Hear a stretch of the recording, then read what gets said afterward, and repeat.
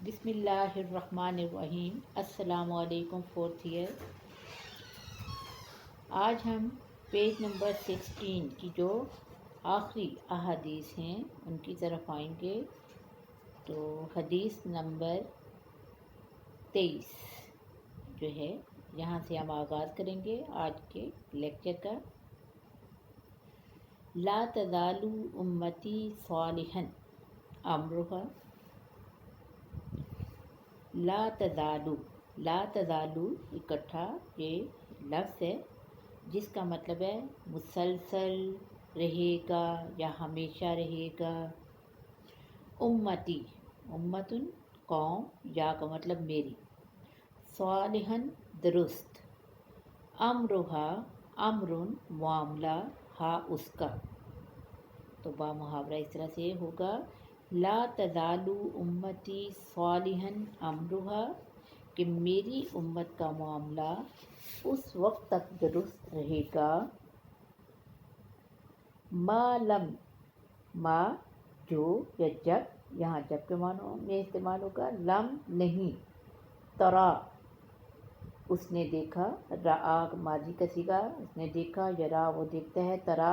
وہ دیکھتی ہے یا وہ دیکھے گی، الامانۃ امانت، مغنمن مال غنیمت۔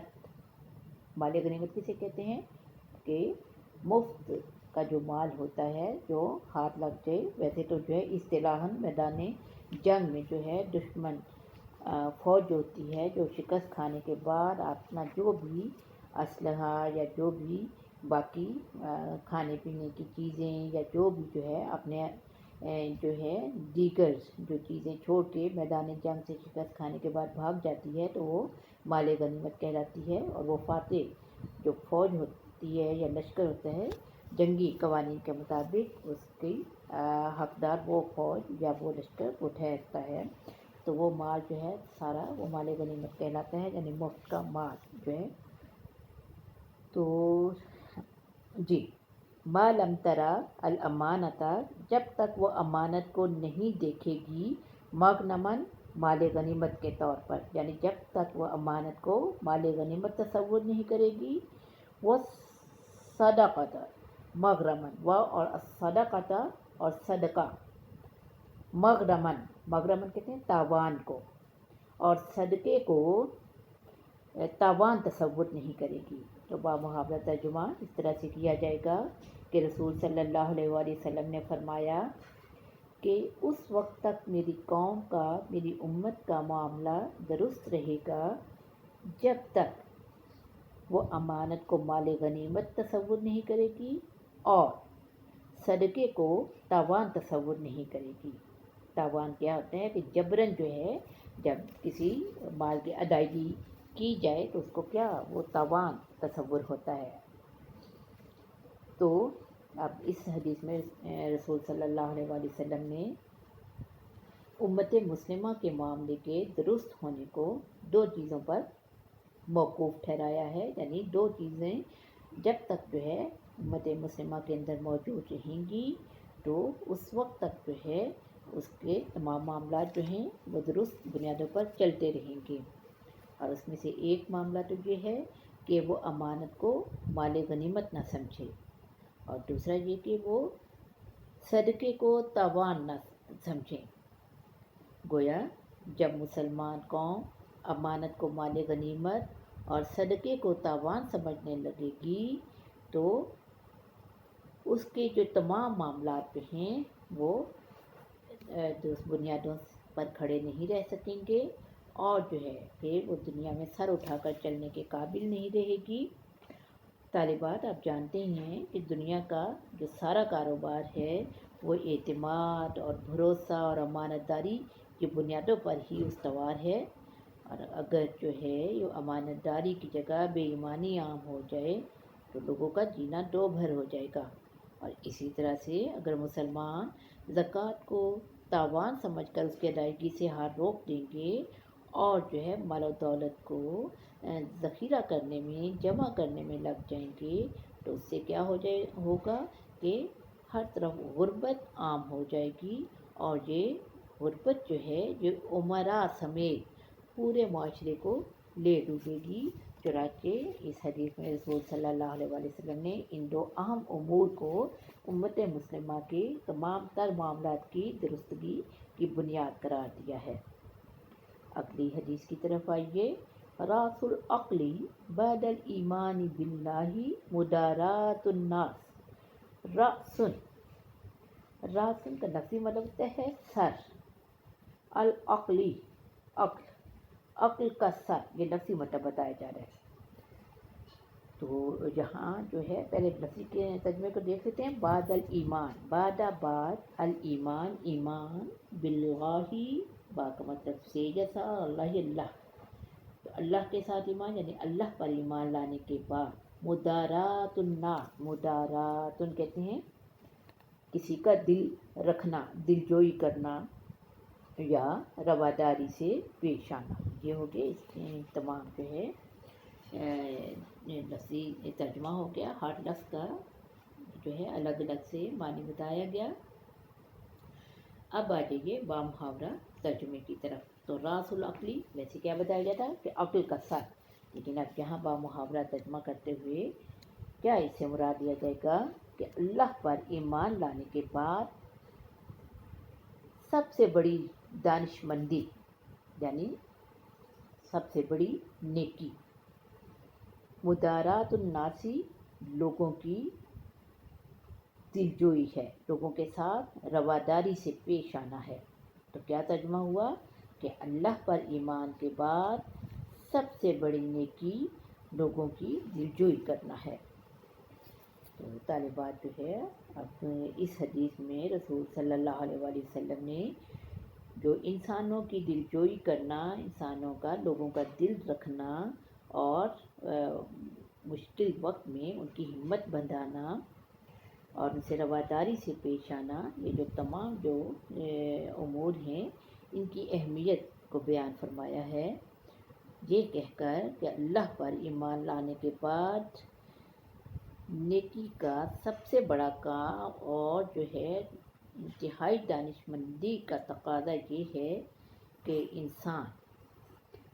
دوسرے لوگوں کی دلجوئی کرے۔ طالبات، انسانی معاشرے اور جنگل میں یہی فرق ہے کہ درندے اور جانور جو ہیں وہ خود غرض ہوا کرتے ہیں، جبکہ انسان جو ہیں اس کے برعکس اللہ تعالیٰ نے ان کو ایک دوسرے کی دلجوئی کرنے کے لیے اور ایک دوسرے کی مدد کرنے کے لیے پیدا کیا ہے، کیونکہ اگر انسان بھی خود غرض اور بے رحم ہو جائیں تو پھر انسان میں اور درندوں میں کوئی فرق باقی نہیں رہے گا۔ چنانچہ اس حدیث میں جو ہے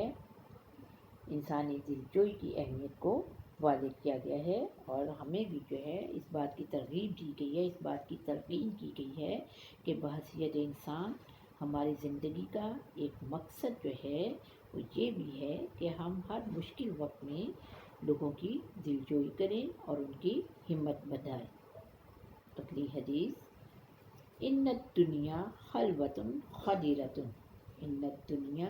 نہ بے شک، الدنیا دنیا، خلوۃ کہتے ہیں شیریں، میٹھا، خدیرۃ کہتے ہیں سرسبز و شاداب۔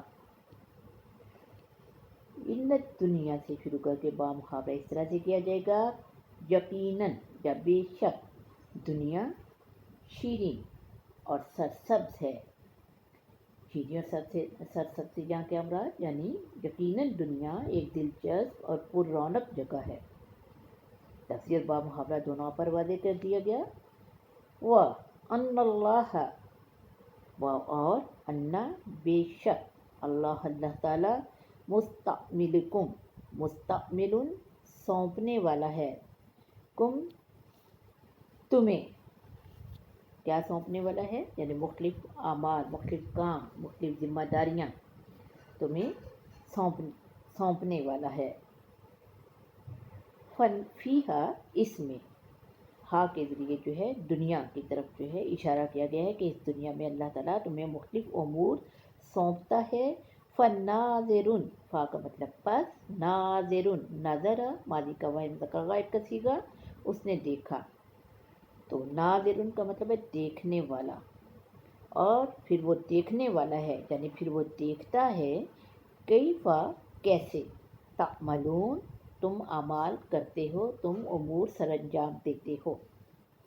یہ ہو گیا لفظی ترجمہ۔ اب آ جائیے با محاورہ کس طرح سے کیا جائے گا کہ یقیناً یہ دنیا شیریں اور سرسبز ہے، اور اللہ تعالیٰ تمہیں اس میں مختلف امور سونپتا ہے، اور پھر وہ دیکھتا ہے کہ تم یہ ذمہ داریاں، یہ کام تم کیسے سر انجام دیتے ہو۔ یعنی کہ یہ دنیا دارالعمل ہے اور آزمائش کی جگہ ہے۔ تو جو ہے اس حدیث میں جو ہے رسول صلی اللہ علیہ وآلہ وسلم نے اس بات کی طرف اشارہ فرمایا ہے کہ دنیا اور اس کا مال و متاع اگرچہ بہت پرکشش ہے، لیکن ان میں کھو کر نیکی کی اقدار کو بھول نہیں جانا، اور یہ مال و متاع جو ہے یہ در حقیقت اللہ تعالیٰ کی طرف سے ایک آزمائش ہے۔ اللہ تعالیٰ نے انسان کو دنیا میں مختلف ذمہ داریاں جو ہے وہ دے کر جو ہے بھیجا ہے، اور اس کے بعد وہ جو ہے انسان کو آزماتا ہے کہ جو اسے صلاحیتیں، جو نعمتیں اسے عطا کی گئی ہیں اور جو ذمہ داریاں اس کو سونپی گئی ہیں، وہ ان ذمہ داریوں کو کتنی توجہ سے، کتنی ذمہ داری سے اور کتنی دیانتداری سے جو ہے حقوق اللہ کی شکل میں اور حقوق العباد کی شکل میں، اور اس کے ساتھ ساتھ معاشرے کی جو ذمہ داریاں، خاندان کی ذمہ داریاں، ریاست کی ذمہ داریاں، جو جس حوالے سے جس منصب، جس عہدے پر فائز ہے وہ جواب دہ ہے، اور یقیناً اسے جو ہے آخرت میں جو ہے اپنے ہر عمل کا جو ہے وہ جواب دینا ہوگا۔ چنانچہ اس کی اہمیت کی طرف جو ہے رسول صلی اللہ علیہ وسلم نے ہماری توجہ دلائی ہے۔ اس کے بعد جو ہے اگلی حدیث، ان قومن، ان بے شک، قومن ایک قوم، ایک جماعت، رکبو سفینتن، رکبہ ماضی کا واحد مذکر غائب کا صیغہ ہے کہ وہ سوار ہوا، رکبہ، رکبہ، رکبو جمع مذکر غائب کا ماضی کا صیغہ کہ وہ سوار ہوئے، سفینتن، سفینتن کہتے ہیں کشتی کو، کہ جو ہے فی البحری، فی کا مطلب میں بحر سمندر کو کہتے ہیں۔ تو با محاورہ اس طرح سے کیا جائے گا، ان قومن سے شروع کر کے کہ بے شک کچھ لوگ ایک کشتی میں، سمندر میں ایک کشتی میں سوار ہوئے۔ دوبارہ سنیے کہ کچھ لوگ سمندر میں ایک کشتی میں سوار ہوئے، فاقتسموا، فا کا مطلب پس، اقتسموا انہوں نے آپس میں تقسیم کر لیا۔ مطلب کیا ہوا کہ انہوں نے کشتی میں جو ساری جو جگہ تھی، یعنی چند لوگ کشتی میں سوار ہوئے اور انہوں نے کشتی کی جگہ کو آپس میں تقسیم کر لیا۔ فَصَارَ لِكُلِّ رَجُلٍ مَوْضِعٌ، فا کا مطلب پس، سارا کا مطلب ہوتا ہے وہ ہو گیا، لِكُلِّ لام کا مطلب دیجیے، کلی ہر، رجل شخص، موضع جگہ، فَصَارَ سے شروع کر کے پس ہر شخص کے لیے ایک جگہ ہو گئی۔ مطلب کیا ہوا کہ ہر شخص کے حصے میں ایک جگہ آ گئی۔ فَنَقَرَ رَجُلٌ مَوْضِعَهُ بِفَأْسٍ، فا کا مطلب پس، نقرہ کا لفظی مطلب ہوتا ہے اس نے کھودا، رجل شخص، موضعہ موضع جگہ، ہو اس کی، بفأسن با کا مطلب سے یا ساتھ، فاسن کہتے ہیں کلہاڑا، کلہاڑے کو عربی میں فاسن کہتے ہیں۔ تو فنقرہ سے شروع کر کے پس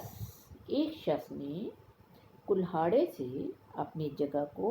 کھودنا شروع کر دیا۔ فقالوا، فا کا مطلب پس، قالوا انہوں نے کہا، قالا، قالا، قالوا جمع مذکر غائب کا صیغہ ماضی کا، پس انہوں نے کہا، یعنی کہ انہوں نے، لوگوں کی بات ہو رہی ہے جو اس کشتی میں سوار تھے، باقی لوگوں نے کہا ما تصنعو، ما کیا تصنعو، صنعا کا لفظی مطلب ہوتا ہے اس نے بنایا، یصنعو اس سے فعل مضارع وہ بناتا ہے یا بنائے گا، یصنعو سے گردان کرنا شروع کریں تو تصنعو فعل مضارع کا واحد مذکر حاضر کا صیغہ بنے گا،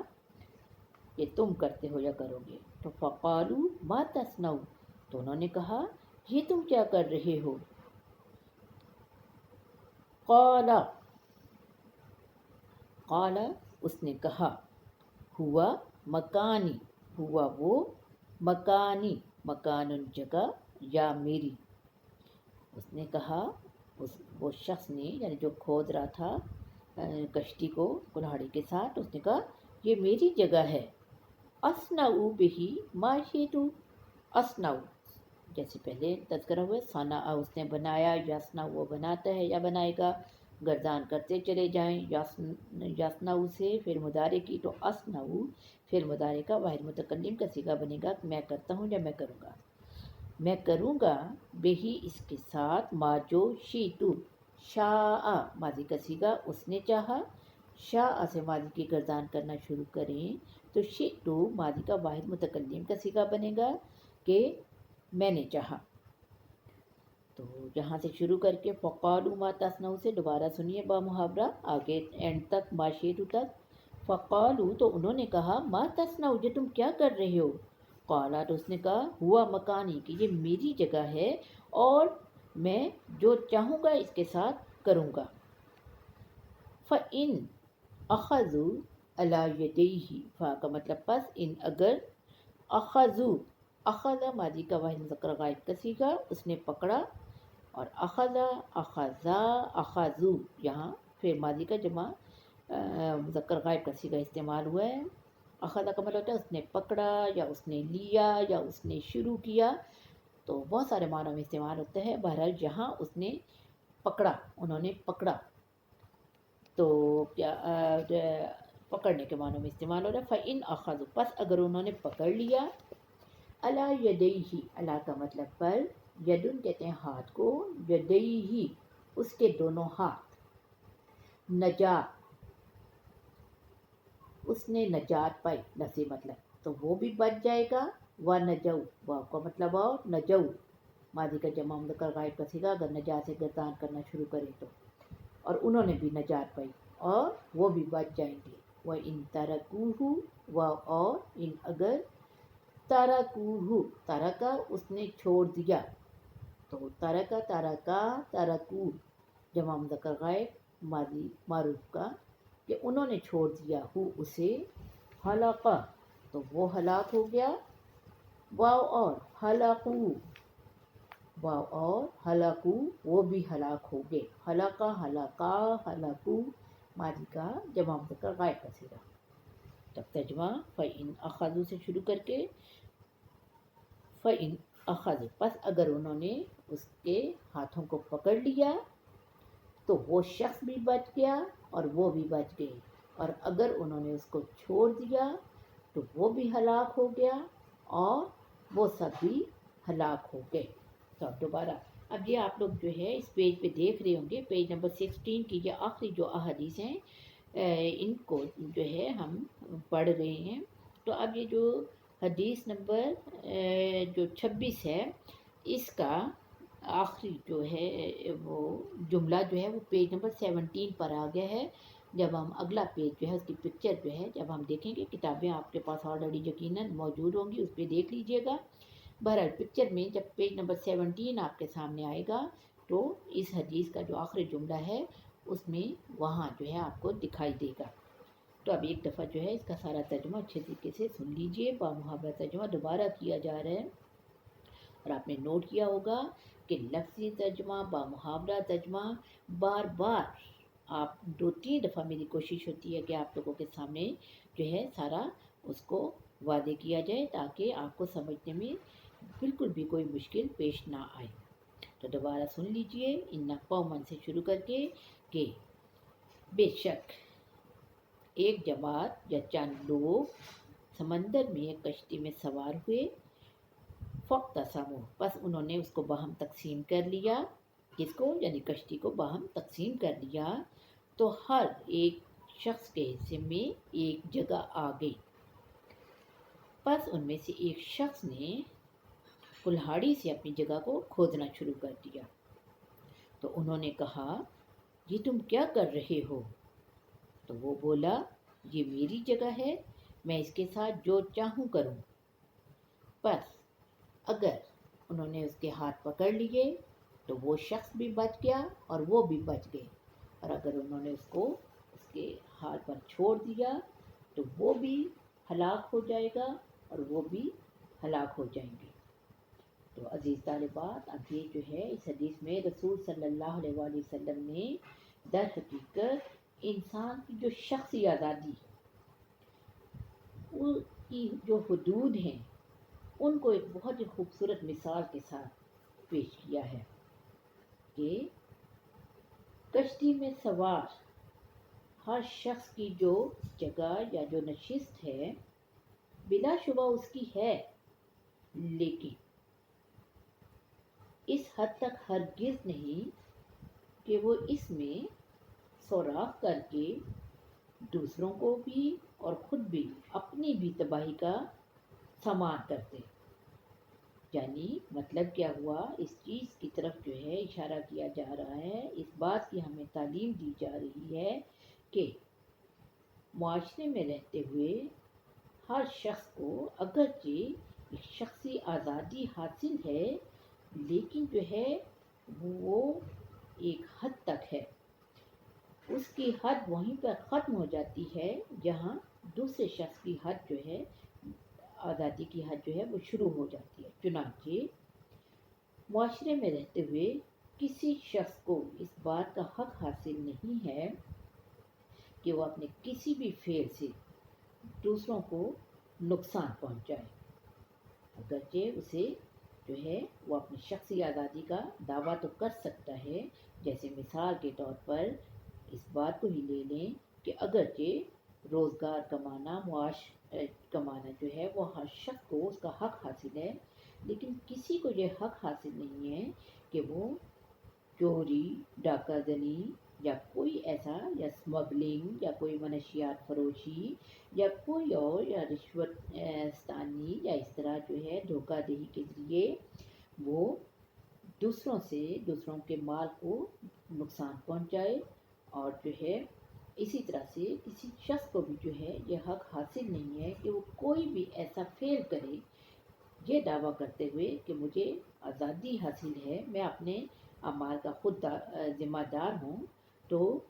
میری مرضی کہ میں کون سا ذریعہ معاش اختیار کروں یا میں کون سے اعمال سر انجام دوں، اپنے اعمال کا جواب دے میں خود ہوں۔ تو کسی شخص کو حق نہیں ہے کہ وہ مجھے روکے، ہرگز ایسا نہیں ہے۔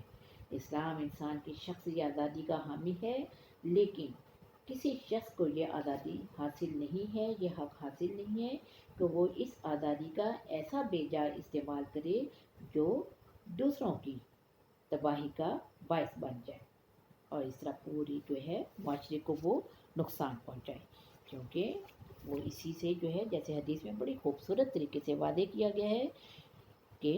اگر جو ہے ہر شخص جو ہے، جیسے وہ جماعت وہ بیٹھی کشتی میں بیٹھی، ہر شخص کے حصے میں ایک ایک نشست آئی،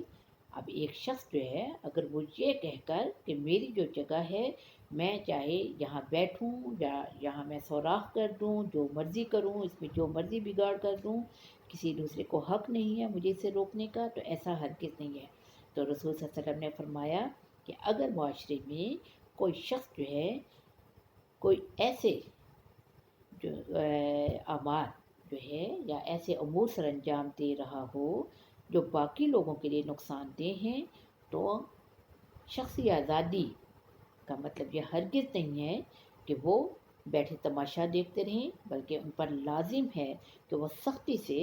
اس کو جو ہے اس برائی کے ارتکاب سے روکیں، کیونکہ اگر وہ اس کا ہاتھ نہیں روکیں گے تو بالآخر اس کی یہ برائی وہ سارے معاشرے میں وہ پھیل جائے گی، اس سے گرد و پیش کے جو لوگ ہیں وہ سب کے سب جو ہے وہ اس برائی کے زیر اثر آ جائیں گے اور برے انجام سے دوچار ہو جائیں گے۔ چنانچہ ہم میں سے ہر ایک کا فرض ہے کہ ہم اپنے گرد و پیش پر بھی نظر رکھیں اور اپنی ذات پر بھی جو ہے اس حدیث کو دیکھتے ہوئے اپنے آپ کو بھی پابند کریں کہ ہم سے کوئی ایسا فعل سرزد نہ ہو جس سے نہ صرف ہمیں نقصان پہنچے بلکہ ہمارے اہل و عیال، ہمارے رشتہ دار، ہمارے پڑوسی، ہمارا ملک، ہمارا شہر، ہمارا یہ جو ہے دائرہ کار وسیع ہوتا چلا جاتا ہے۔ تو جو ہے کسی کو یہ حق حاصل نہیں ہے کہ ان میں سے کسی کو بھی نقصان پہنچائے۔ تو عزیز طالبات، بڑی وضاحت سے یہ تمام احادیث آپ کے سامنے جو ہے یہ بیان کی گئی ہیں، تو ان کو پوری توجہ سے تیار کیجیے گا۔ انشاءاللہ تعالیٰ اگلے لیکچر میں پھر آپ سے ملاقات ہوگی۔ اللہ حافظ۔